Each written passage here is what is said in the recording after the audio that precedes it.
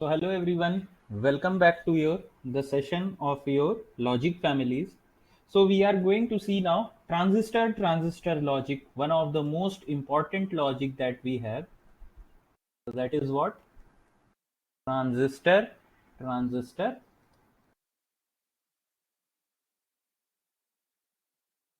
logic. Now what is this transistor logic or TTL?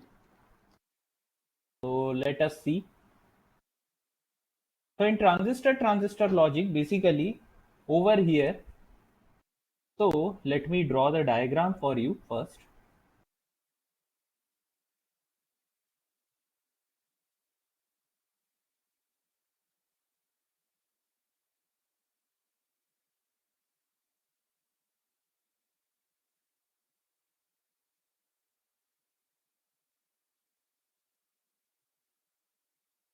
So over here, what is this? So we will discuss. Just give me a few minutes.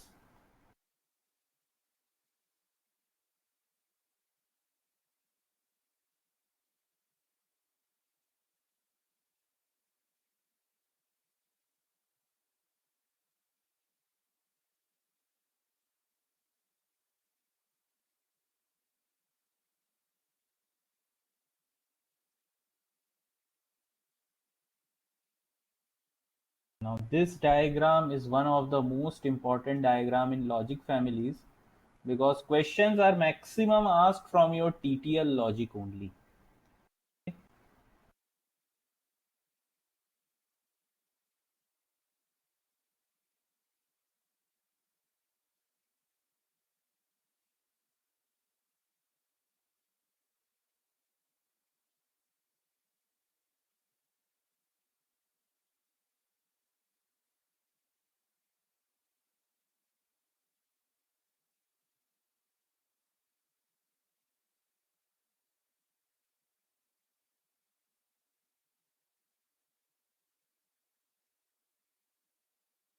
Over here we have one bypass resistor also.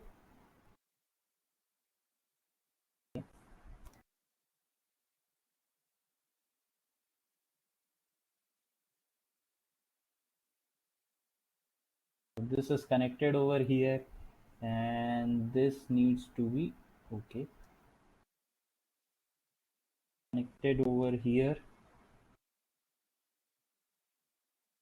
So the diagram is okay. So this transistor, we call it as Q1. This as your Q2. This as your Q3. And this is our Q4. Okay. Now generally the resistors over here are 4 kilo ohm. This is somewhere I guess 2 kilo ohm. This one is also 2 or 1 kilo ohm. Okay. And this is one diode that we have D, and output is taken from this point.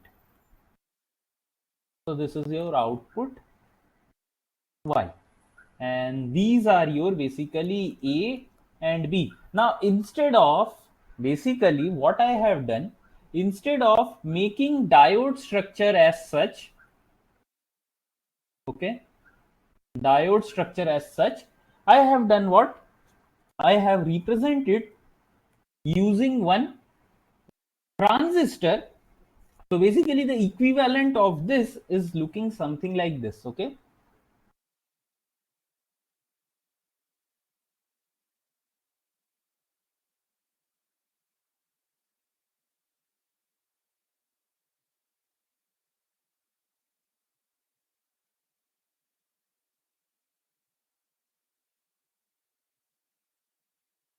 So this is the equivalent, you can see. Why? Because this is your NPN. So you can see basically this side is your N, this is your P side. So you can see there are two. And over here again, once again, you have P side, N side. So basically I have just condensed it in your what? In our just a single transistor. Okay. So now let us see the basically how basically this circuit is working. Okay. So let me do what? So shift this diagram a little bit towards this side so I can make space over here. So let this be A. Over here we have B. So Q2, Q1, fine. Q2, Q4 we will have. So this is Q2, Q4 and Y. Okay. So now look, different values for different values of AB, what happens? So AB can have these all values. Okay. So if A equal to 0, B equal to 0. See, so I have drawn that diode structure. If A equal to 0, B equal to 0. So I erased it by mistake.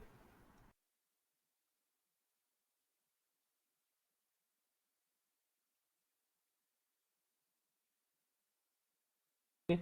So this is A, this is B. If A, B both equal to 0, so what do you think basically?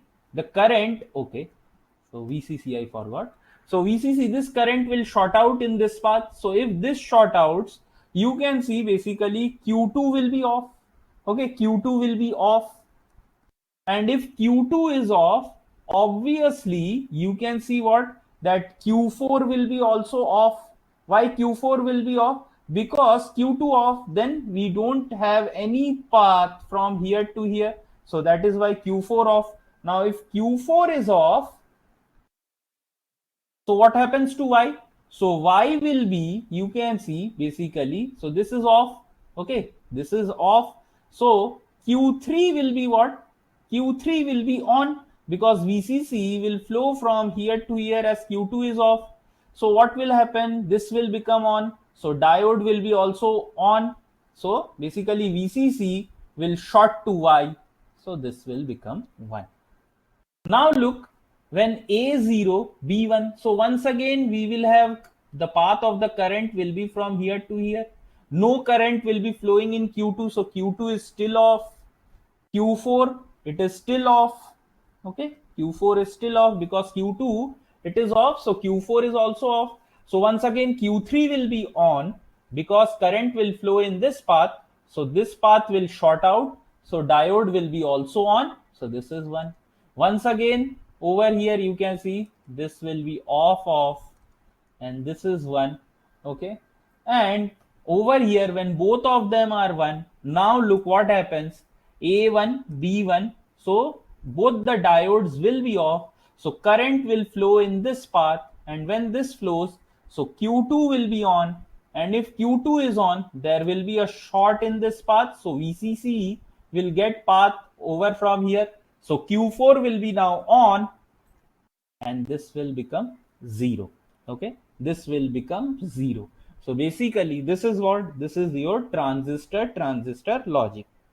Now you might be wondering, why did I use this diode? Okay, why did I use this diode? So if you look in the last case, when your Q4 is on, okay, Q4 is on, there is no guarantee that Q3 will be off. Okay, there is no guarantee. Why? Because you can see that current can flow over from this path also, because both of them have same resistance. It can flow either from here to here, or it can flow from here to here. So basically, there is no guarantee that Q through will be off. But when I add this diode, when I have a diode, so this path will have zero point 0.7 forward voltage drop, and even this will have 0.7 voltage drop. So this is 1.4. So your potential drop will be more in this path.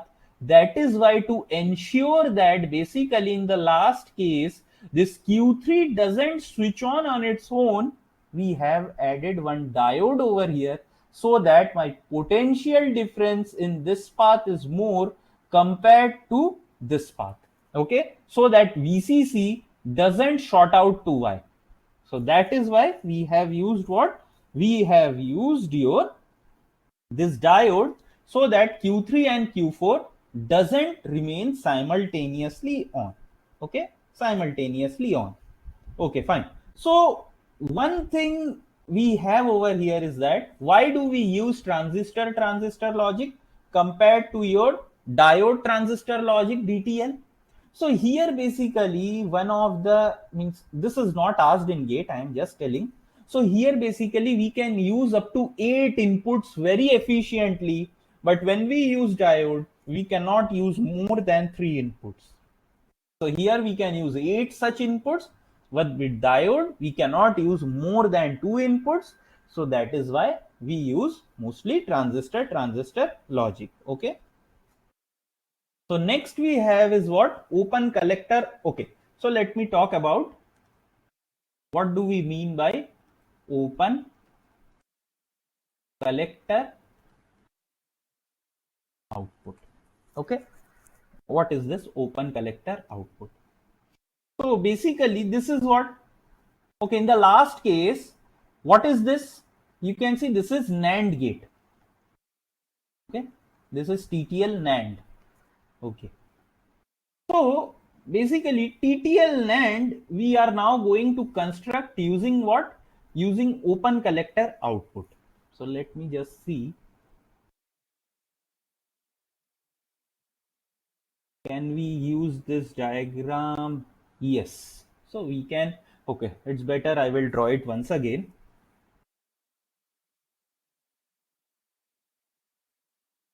So this time understand what I will be doing over here.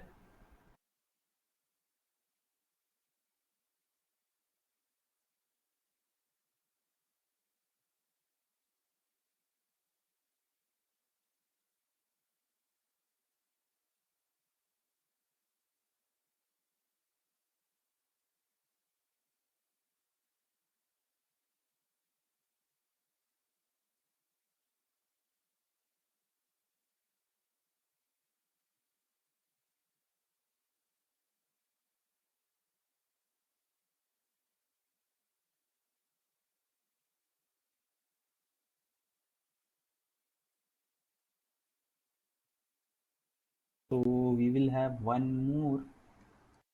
See, I am not drawing any of the resistors now. Okay, it's not required.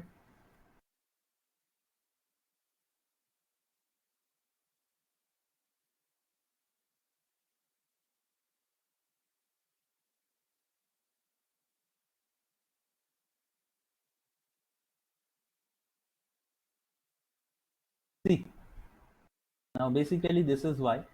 So in the last case, basically this part was there. Okay, you can see this part was there. So now what I am doing, basically I am removing this part. Why? Because this part, it is simply acting as one of the gate. Okay, or you can say it is acting as a resistor.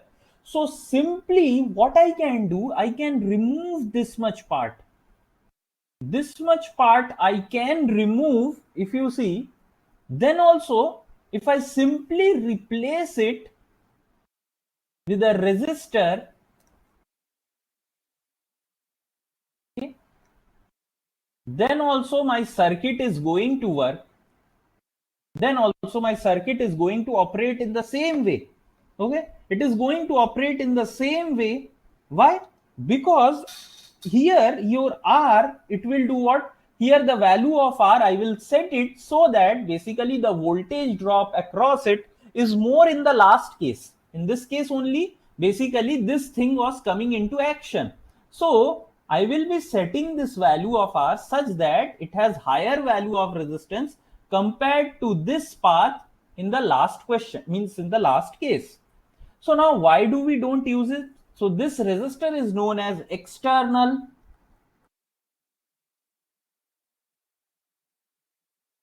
pull up resistor. Okay, it is known as external pull up resistor.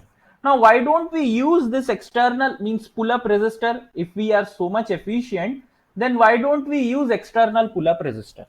So now basically if you see, okay, so let us see in this case, means tell me in integrated chip, will resistor take more place, means a higher value of resistance, will it take more place, or an equivalent transistor which will take more place? So obviously your more place will be taken by your resistor. So that is why we don't use your external pull-up resistor. And one more thing, external pull-up resistor, it will consume more power compared to this configuration, because over here we have what, we have our transistor. So transistor, it takes very less power as compared to your resistor. Okay, so that is why we have what, we have our this configuration in your open collector output. Okay, any doubt in this? Okay, fine. So now next we have is what we have is your tri-state TTL. Okay, now what is this tri-state TTL?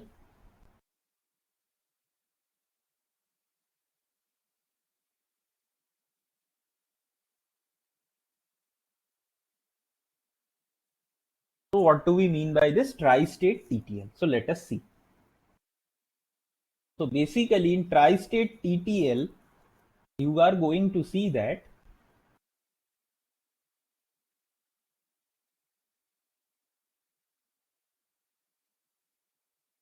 so the circuit diagram will look like this.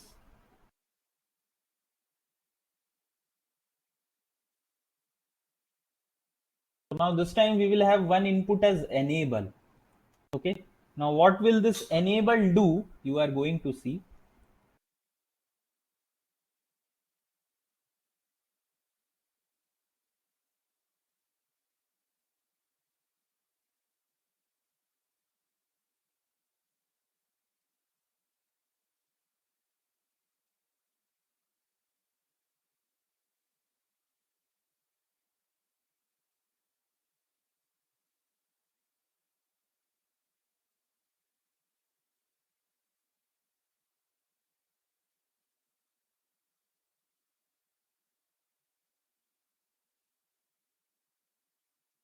So it is same as the previous case only.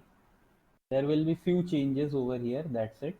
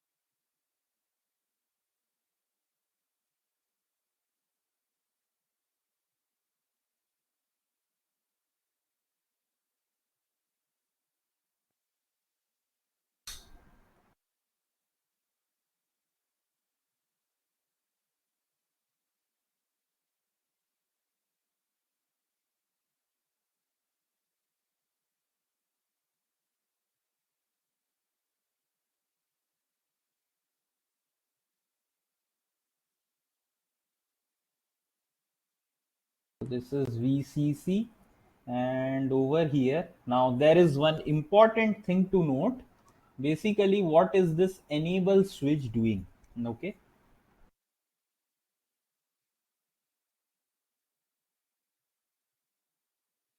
now no need to memorize all these diagrams. Okay, no need to memorize, it's not required. So this is your, let us assume P and N, this is your diode D. So let this be A, this is Q1, this is Q2, this is Q3, and this is Q4. Now this is what? This is your tri-state TTL. So now basically what is this enable? So enable is a user operated configuration. Either you can keep the enable as 1. Okay, so when you keep, understand very carefully, when you keep enable as 1, so what happens? You can see this N side of the diode, it is 1. Okay, and P side, it is what? You can see it is over here is low, means this is connected directly to VCC. So both of them means that they are at the same polarity. So diode is remaining what?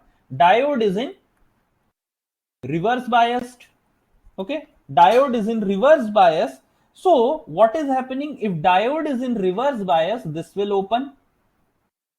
So this is looking as what? Okay, so I forgot to draw your output. So this is why.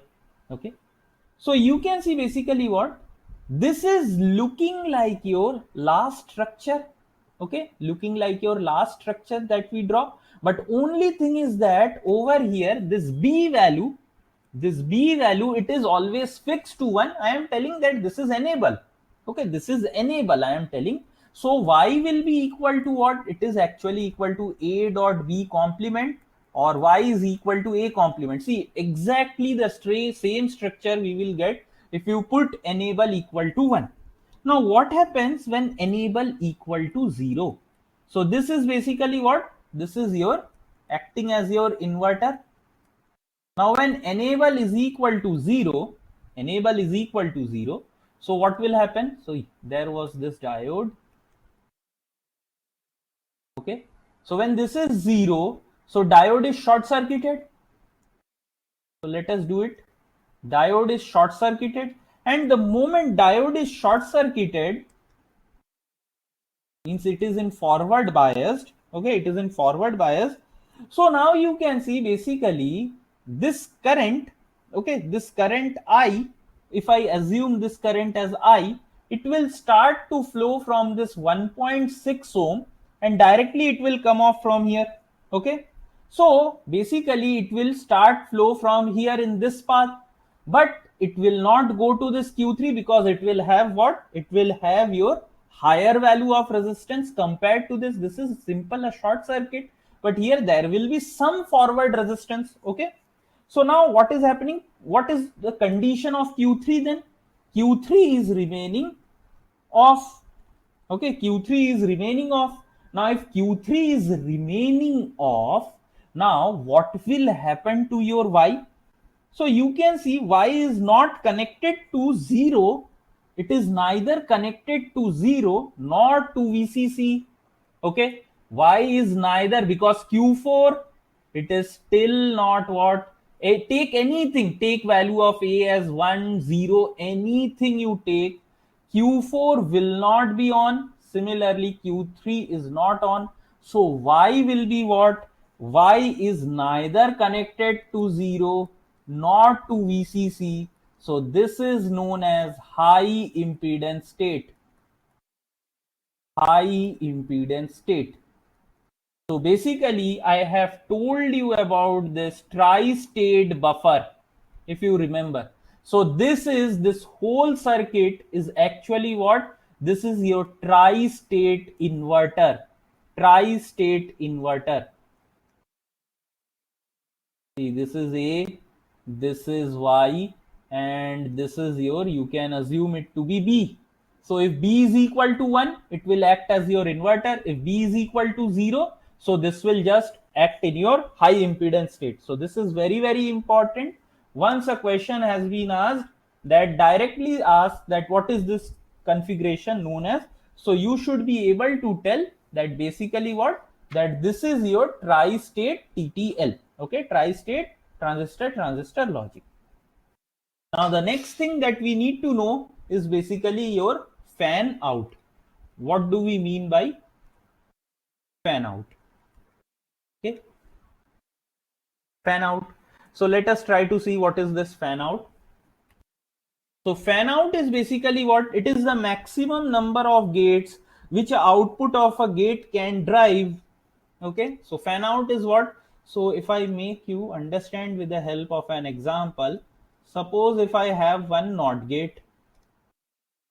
Now this output of NOT gate, how many can it basically drive? How many more NOT gate can we drive using the input of this, sorry, the output of this NOT gate, first NOT gate? So that is what we mean by your fan out. Okay, so fan out is what? Fan out is maximum number of gates which output of gate can drive.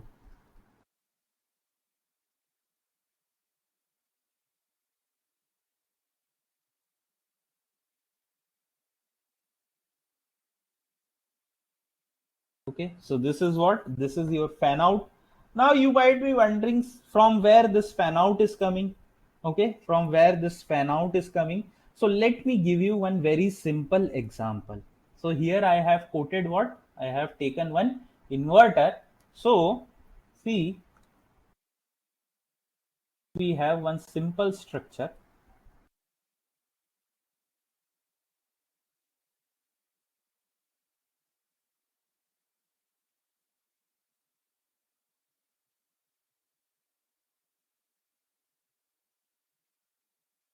This is one simple inverter from the first class, means from the last session only we have seen that this is your simple inverter. Now suppose we have few more over here.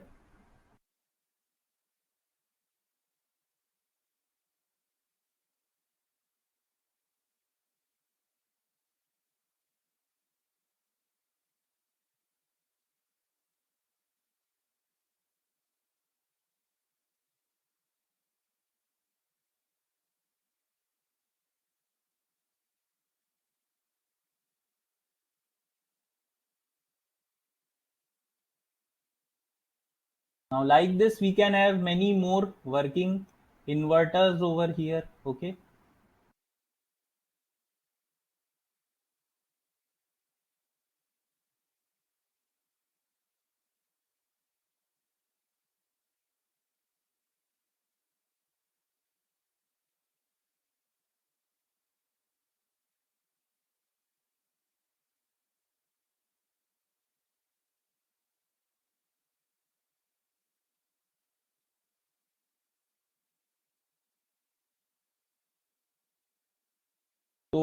so we can see basically that if I give 0 over here, if I give 0, so what will happen, basically this VCC, it will short out from this part, because this will be 1, 1 means this will become VCC. So some amount of current, it will start to flow. Now basically, if this is 1, see, if we give 0, so this should be 1. If this is 1, all of them should be 0. But now you can see this I has to be divided into IB1, IB2. Similarly, this can be IBN. So now if this IB1 is not greater than the saturation current, so we know what, for saturation, for a transistor to go in saturation, IB should be greater than IB minimum. Okay, IB should be greater than IB minimum. So if this IB1, IB2, IBN, if it is not greater than IB minimum, so what will happen? Basically, it will not go into saturation. So it will be in your cutoff mode. So in cutoff, this will be all 0, sorry, this will be where, this is where we will have 0, 0, 0. Okay. So we will basically have what? We will have basically logic 0. So that is why it is very, very important that we have what? We have a proper amount or the proper number of gates connected to the output of the gate, so that we can get what? We can get the proper functioning over here. Okay. So now let us see what few things need to be seen over here. First is propagation delay.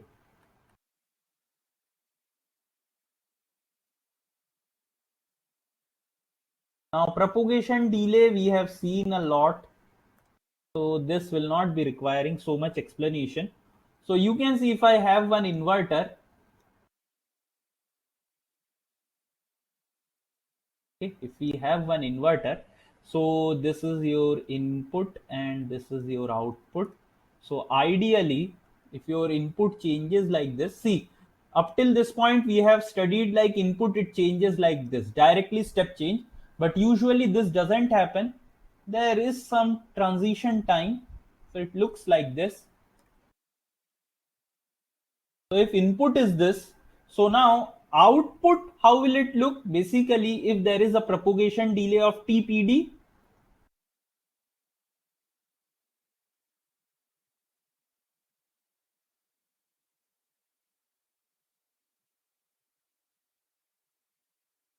So you can see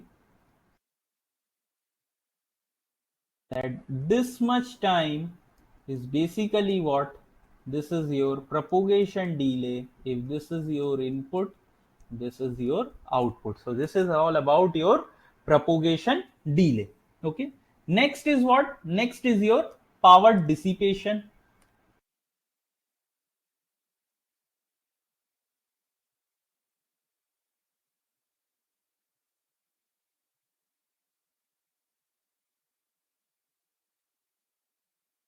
So power dissipation. So power dissipation is equal to what? It is equal to collector voltage into collector current ICC average. Okay. So now what is this ICC average? ICC average is equal to ICC on plus ICC off divided by 2. Okay, so this is when basically the current drawn from the transistor when it is off, and this is the forward current, normal current, that is drawn from the transistor when it is acting in your saturation region. Okay, so basically your PD is the product of collector voltage and your collector current. Okay, next we have is basically what? It is your figure of merit.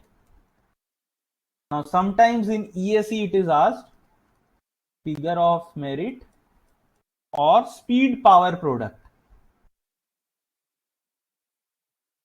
So this is not important for GREAT, but still if we are studying for ESE we should know this.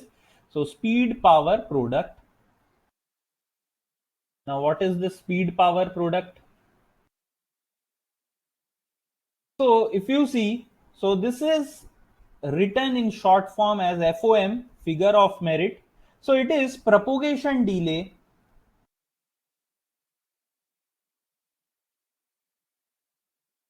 in nanosecond into power dissipation in milliwatt.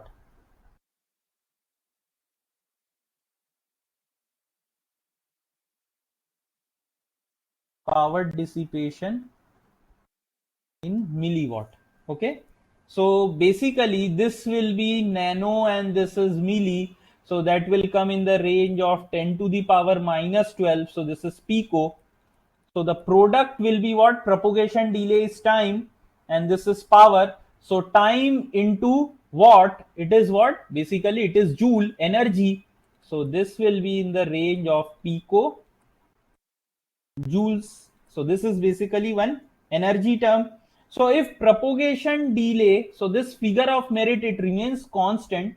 So if propagation delay increases, power dissipation will decrease. Okay, sorry.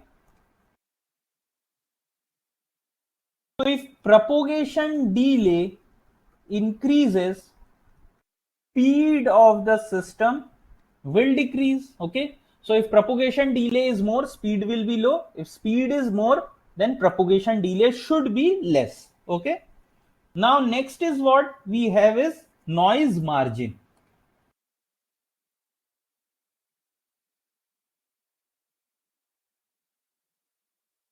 Now what is this noise margin?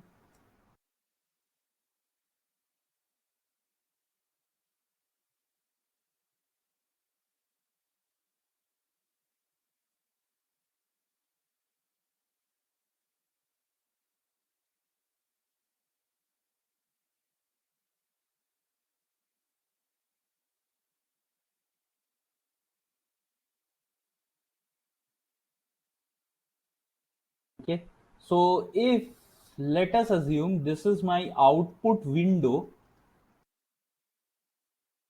and this is my input window. Okay, so output window and input window. So let this be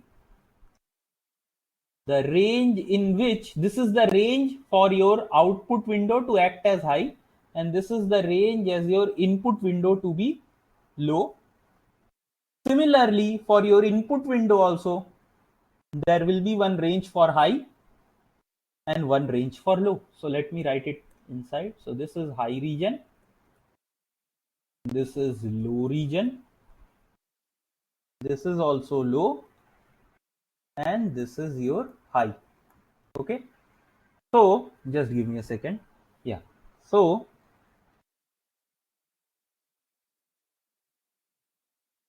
what we can see, so we can denote this as V naught H minimum, and this can be written as V naught L maximum, V naught low maximum, and this value I can write it as VIH minimum, and this can be written as VIL maximum. Okay, so now basically for proper functioning, input window should completely submerge in the output window. Means what? That if I take this window and place it over here, it should completely submerge in the output window. So for that, basically, what should be the case? This VOH, okay, let me start from here. So VIH should be greater than VOH, okay? Sorry, VOH minimum, it should be what? It should be greater than your this value. So your compatibility condition,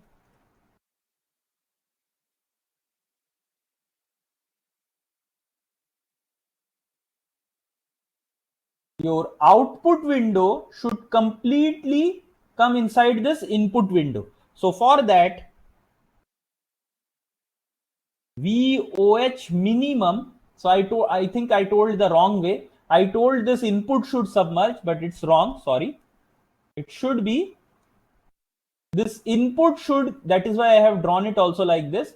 It should look like this. Okay. It should submerge over here. So for that, the VOH minimum should be greater than VIH minimum. Okay, and this should be VIL max should be greater than what? It should be greater than VOL max. So VIL max should be greater than VOL max. Then completely this box will come inside over here. Now why is this basically required? Okay, why is this basically required? So let us see that. Okay, so let us understand it with the help of an example.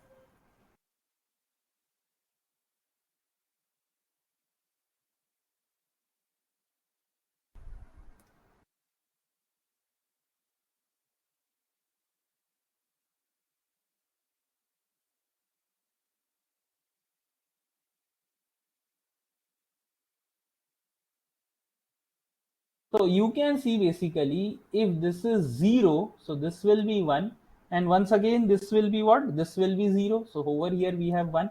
So now see basically if suppose input window, let me draw.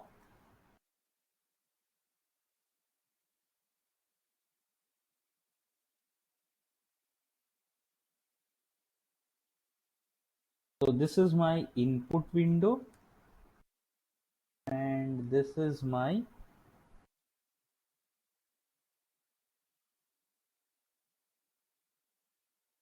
okay, sorry, let this be your output window, and over here let me draw it as 4.5. This is your input window. So you can see basically it violates. Now what happens, look, if 0 corresponds to 0 volt or somewhere 1 volt, it's fine, and 1 corresponds to 4 volt, so output is 4. But look, if input window is 4.5, so this gate, it is considering input as high whenever it is 4.5. So this output will never be 0. It will be invalid. Why? Because over here, this output is 4 volt. Okay, this output is 4 volt. So it is the minimum value we can get. Now, if it is above, then it's okay. But if it is the minimum value, this will not be considered as an input, an active high input in this case. Now let us do what? Let us reverse it. So if I reverse it, so what was previously input window, let us make it output, and what was output, let us make it input. So if this is input, this is output. So you can see over here the minimum value can be 4.5, but the minimum value for input is what, it is 4. So this is considered as valid one, and this will be 0. So that is why this is basically what, this is basically our compatibility condition. Okay, compatibility condition. Now what is this noise margin then? So I will write it over here. Noise margin is equal to VOH minimum minus VIH minimum first, or this is basically the noise margin in the high case. Noise margin in the low case, you can write it as VIL max minus VOL max. Okay, so this is what, this is your noise margin in high and noise margin in the low. So the maximum noise margin, it is equal to the minimum of VNML VNMH. Okay, so whatever is the minimum value of this two, it will be considered as your noise margin. Okay, is it clear? Any doubt in this? Okay, so next we have is your CMOS configuration. CMOS configuration.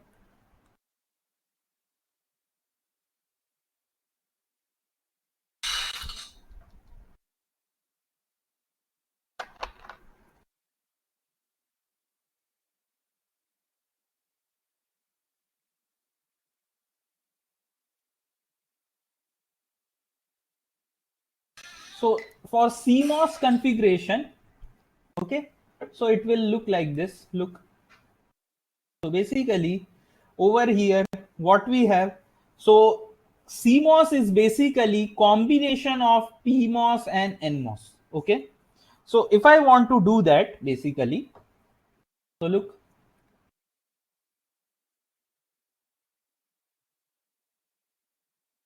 so you should be remembering one thing, that PMOS at logic low,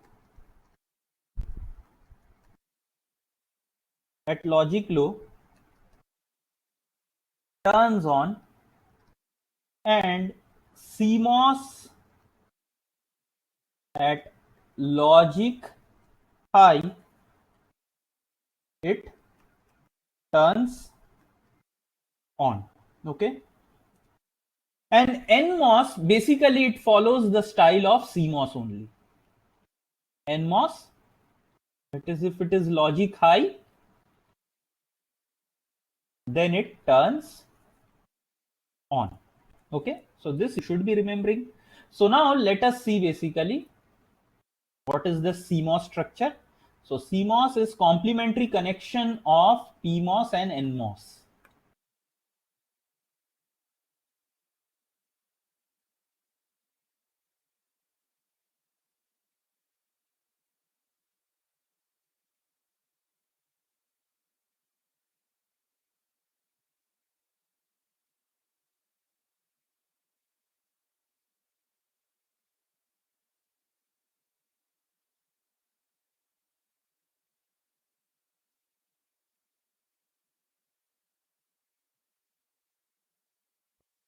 Over here we have VDD, and this is your PMOS, and this whole structure is CMOS.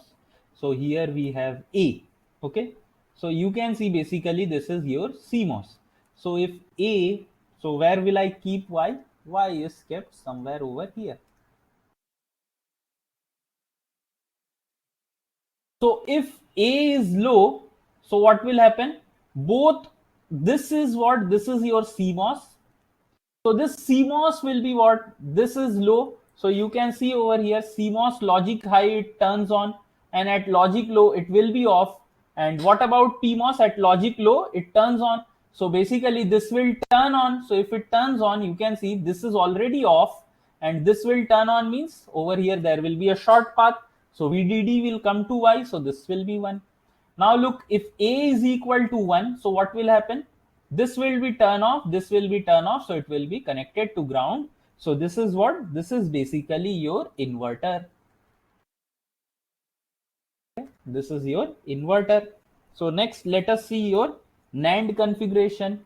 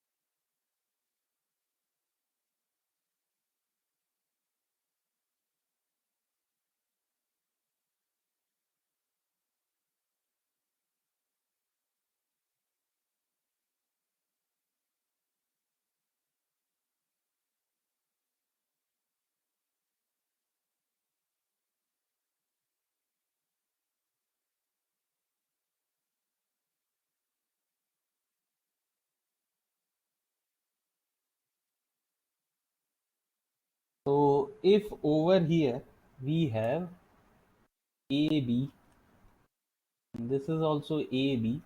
So now you can see what? That if I keep my output Y over here, so this is what? Basically, this is your whole is CMOS. So now if you see AB and let this be Y. Okay. So over here you can see what? That basically AB can have 4 values. Okay, 4 values. So if AB is equal to 0 0, so this will turn on, this will turn off, so this will be what? This will be 1. Now if A is equal to 1, so this will turn on, and B is equal to 1. Okay, B is equal to 1, so this will be turning on over here. But it doesn't matter, as A is off, so what will happen? Still your VDD will short using this path. So that is again 1. Similarly for this also, in the last case you can see A, B both is 1, so this is 1, this is 1. This will be open circuited, and over here this will be on, so this 2 will be short circuited, so Y will be directly connected to ground, so this is 0. So this is basically NAND configuration.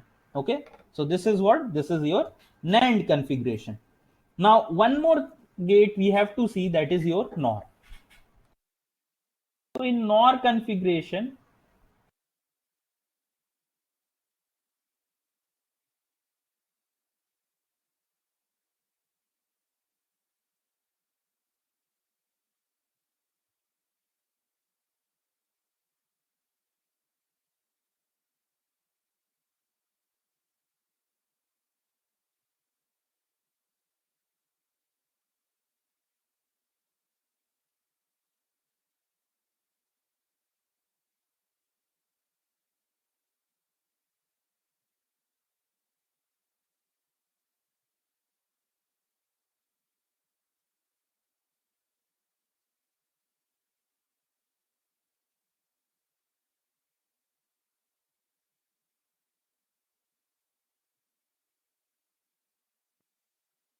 over here you can see this is PMOS and this is your NMOS. So this is VDD and this is Y. Let this be AB. This is also AB. Okay. And here you can connect it to the ground. So again AB can have different values over here.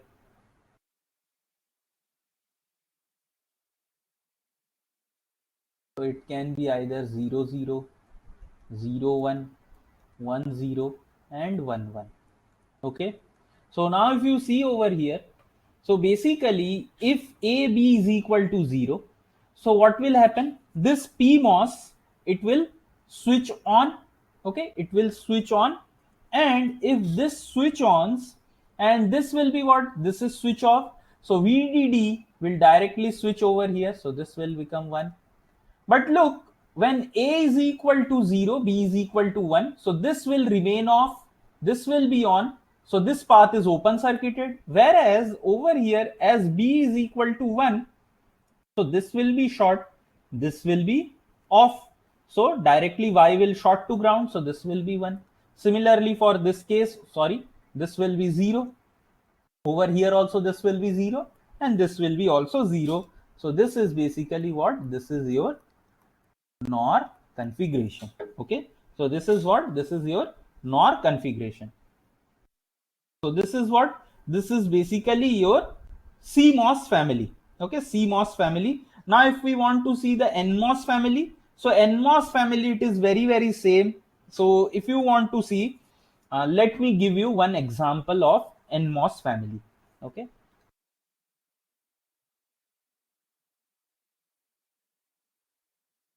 NMOS family is same as your CMOS.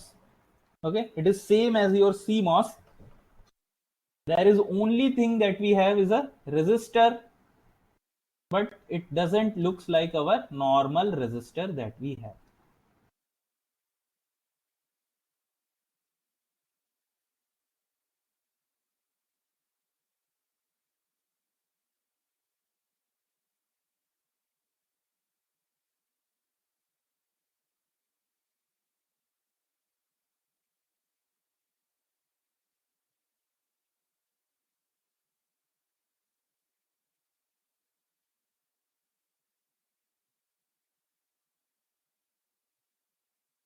So this is actually acting as your resistor. Okay, resistor. So over here we have A, B. So now you can see AB can have different values once again. So let me take the Y at this position.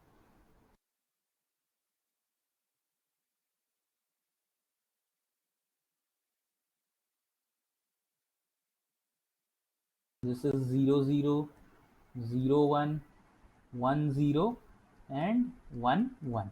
Okay, so now you can see over here that basically when it is 0 0, so what will happen? Both the NMOS, it will be off. So directly this VDD, it will come to over here. So this will be 1. When any one of the NMOS is on, still it will be what? It will be 1 only. When both the NMOS are 1, then only Y will get a path to ground. So this will be 0. So same thing, whatever we have studied, the same logic is there for NMOS also. Okay, the same thing is there for NMOS. So we don't need to study that much. Okay. So with this, we end our logic family chapter. Okay, and this marks the end of our digital circuit for EC electrical IN also. Okay, so hopefully you guys have enjoyed the complete session. Okay, so see you in the next session. Thank you.